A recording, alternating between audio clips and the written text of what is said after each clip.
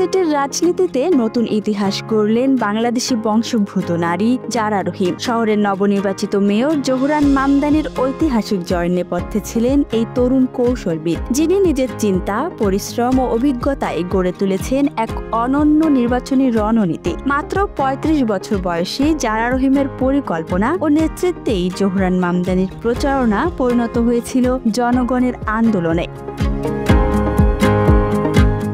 মাত্র ৩৪ বছর বয়সে সাবেক গভর্নর অ্যান্ড্রু কুমোকে পরাজিত করে মেয়র নির্বাচিত হয়েছেন জোহরান মামদানি। এটি কেবল এক তরুণ মুসলিম রাজনীতিকের বিজয় নয়, বরং অভিবাসীদের দীর্ঘ লড়াইয়ের প্রতীক। মেয়র হিসেবে মামদানির জয় এখন বিশ্ব মিডিয়ার আলোচনার কেন্দ্রবিন্দু। কিন্তু এই আলোচনার পেছনে যে কৌশল, যে পরিকল্পনা, তার নকশা তৈরি করেছিলেন পর্দার আড়ালের এই নারী, বাংলাদেশি বংশোদ্ভূত যোগাযোগ বিশেষজ্ঞ জারা রহিম। মামদানির প্রচারণায় যোগদানের আগে তিনি নোবেল শান্তি পুরস্কার বিজয়ী অধ্যাপক ডক্টর মোহাম্মদ ইউনূসের অধীনে ইউনূস সেন্টারেও কাজ করেছেন।